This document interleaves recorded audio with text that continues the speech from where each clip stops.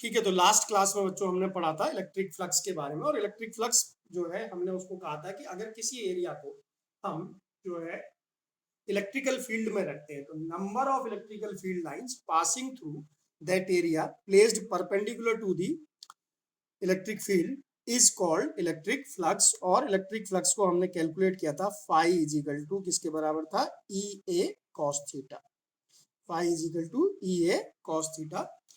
ई क्या चीज है, E is the strength of electrical field, A जो है it is area vector, and theta is the angle between the area vector and electrical field.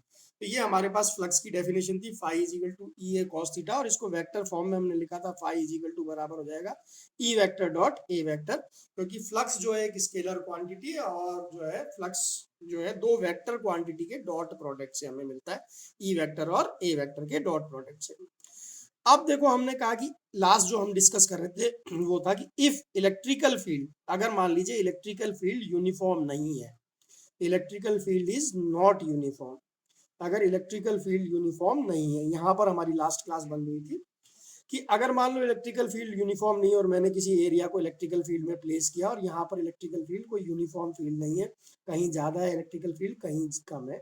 अगर मैं यहाँ पर एक छोटा सा एरिया लूँ डी ए, मैंने छोटा सा एरिया लिया डी ए, और इस छोटे से एरिया डी ए को मैंने एरिया वेक्टर बनाया, इसका एरिया वेक्टर यहाँ पर कुछ इस तरीके से आया, और यहाँ पर इलेक्ट्रिकल फील्ड ऐसे है और इसके बीच में एंगल जो है वो है मान लीजिए थीटा।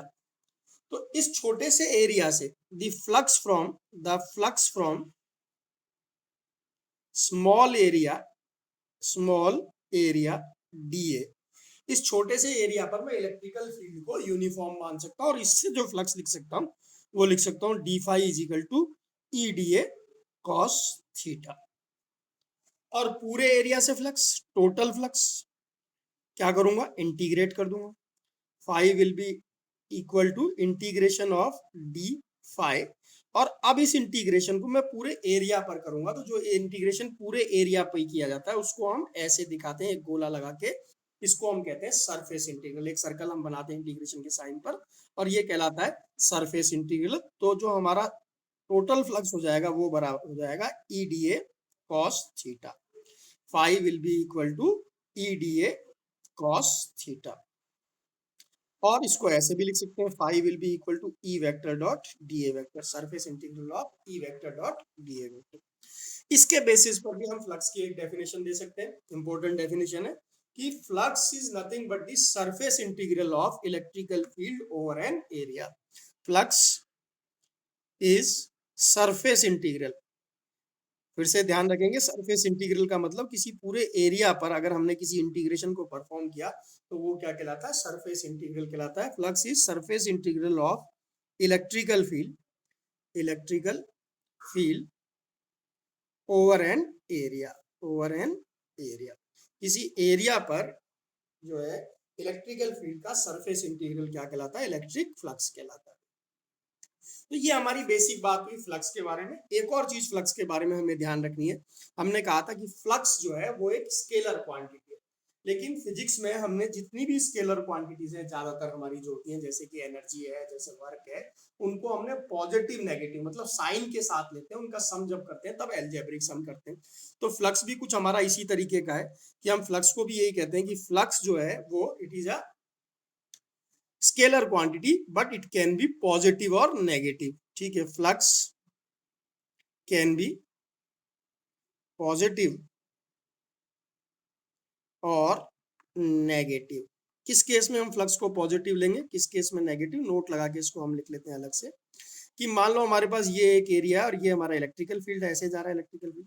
अगर हमने मान लो इधर से इसको देखा इस एरिया को और हमने एरिया वेक्टर को ऐसे कंसीडर किया, ये हमारा एरिया वेक्टर है और ये हमारा इलेक्ट्रिकल फील्ड है। तो इस केस में अगर आप देखो, अगर आप गौर से देखो तो एरिया वेक्टर और इलेक्ट्रिकल फील्ड के बीच में थीटा जो आ रहा है वो क्या आ रहा है, 180 डिग्री। तो जो फाई होगा वो कैसा होगा, नेगेटिव। कैसा होगा, नेगेटिव। और अगर आप इसको देखो तो ये वो फ्लक्स है जो कि अंदर एंटर कर रहा है, तो एंटरिंग फ्लक्स हम हमेशा कैसा लेंगे, नेगेटिव। और अगर कोई फ्लक्स लीविंग है, मान लो ये हमारे पास एरिया है और ये एक फ्लक्स इस तरीके से बाहर निकल रहा है, यही हमारा एरिया वेक्टर है और यही हमारा इलेक्ट्रिकल फील्ड की डायरेक्शन है। तो थीटा इज इक्वल टू 0 और इस केस में फ्लक्स कैसा आएगा, पॉजिटिव। तो जो लीविंग फ्लक्स है उसको हमेशा पॉजिटिव लिया जाएगा और जो एंटरिंग फ्लक्स है उसको हमेशा क्या लिया जाएगा, नेगेटिव लिया जाएगा।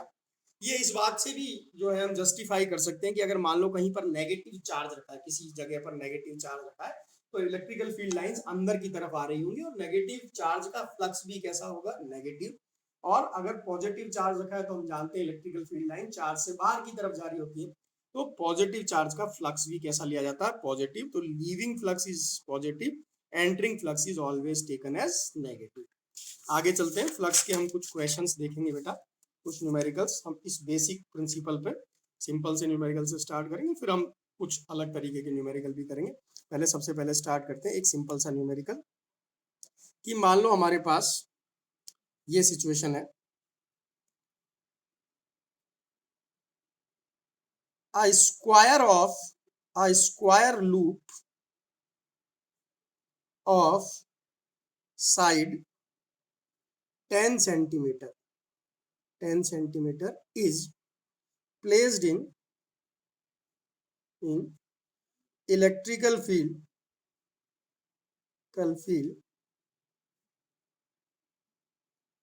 E vector is equal to 10 Newton per coulomb, such that it is making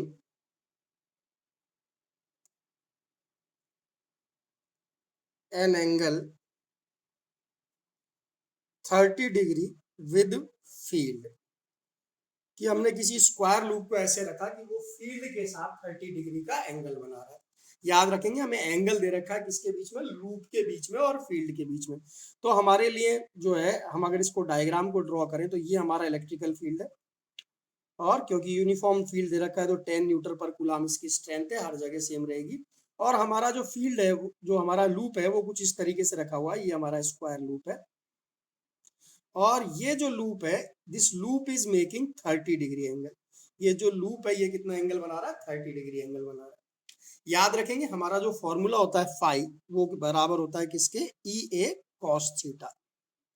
लेकिन यहाँ पर थीटा जो एंगल होता है वो किस किस के बीच का एंगल होता है, theta is the angle between area vector and electrical field. तो ये जो मेरा लूप है इसका एरिया वेक्टर इस लूप के परपेंडिकुलर होगा। तो इस लूप के परपेंडिकुलर अगर हमने ये एरिया वेक्टर बनाया, ये हमारा एरिया वेक्टर हो गया।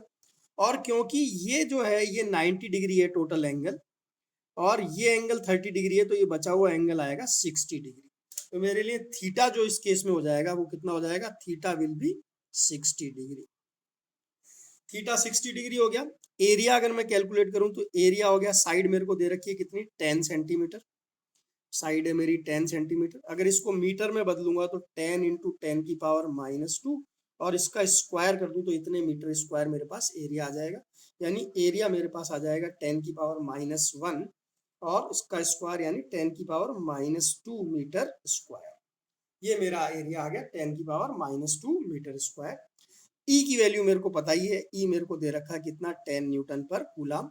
तो फाई मेरे लिए सिंपल हो गया निकालना, phi is equal to E A cos theta यानी 10, ए यानी 10 की पावर -2 और कॉस 60 यानी 1/2। ये कैंसिल हो गया 5 और मेरे पास आ गया 5 इंटू 10 की पावर -2। यूनिट आप चाहें तो वोल्ट मीटर लिख सकते हैं या अगर आप चाहें तो unit newton metre square upon coulomb लिख सकते हैं। तो ये बेसिकली हमने देखा। इसमें क्या ध्यान रखना है हमें कि हमें जो एंगल दे रखा है बेटा वो किस किस के बीच में दे रखा है, लूप के बीच में और इलेक्ट्रिकल फील्ड के बीच में। और क्योंकि एरिया वेक्टर लूप के परपेंडिकुलर होगा, तो अगर एरिया वेक्टर लूप के परपेंडिकुलर होगा तो जो है इलेक्ट्रिकल फील्ड से कितना एंगल बनाएगा, 60 डिग्री। देखो ध्यान से, इधर ये लूप के परपेंडिकुलर इसका एरिया वेक्टर लिया और इन दोनों के बीच में 30 डिग्री है, तो ये जो इसके परपेंडिकुलर है वो इलेक्ट्रिकल फील्ड से कितना एंगल बनाएगा, 60 डिग्री। तो मुझे एरिया वेक्टर और जो है इलेक्ट्रिकल फील्ड के बीच में एंगल कितना मिला, 60 डिग्री मिला। आगे चलते हैं, कुछ इसी तरीके के सवाल और देखेंगे। Example, a circular loop is placed in uniform field of 5 Newton per Coulomb directed towards x-axis if loop is placed in yz axis, find out flux from loop। ध्यान से देखेंगे, हमने लूप जो है सर्कुलर लूप है, जो है radius हम लिखना भूल गए, रेडियस ऑफ लूप मैं यहाँ लिख देता हूँ, radius of loop is equal to 7 centimetre, ये हमें दिया हुआ है। सवाल को फिर से देखेंगे, circular loop is placed in uniform electrical field of 5 newton per coulomb directed towards X axis if loop is placed in Y Z plane. देखो अगर हम बात करें, मान लो हमारे पास ये कुछ सिचुएशन है, ये हमारे पास सिचुएशन है, ये वाई है, ये जेड एक्सिस है और ये हमारा एक्स एक्सिस है। तो जो हमारा इलेक्ट्रिकल फील्ड है that is directed towards the x axis, मतलब ये इलेक्ट्रिकल फील्ड तो मेरा 5 न्यूटन पर कूलम का इस तरफ है, electrical field 5 newton per coulomb का इस तरफ है। और अगर electrical field 5 newton per coulomb का इस तरफ है और मेरा जो लूप रखा हुआ है वो वाई जेड प्लेन में रखा हुआ है, मेरा लूप इस तरीके से रखा हुआ है, ये मेरा सर्कुलर लूप है जिसको मैंने वाई जेड प्लेन में रख रखा है, इस प्लेन में मैंने इसको रख रखा है।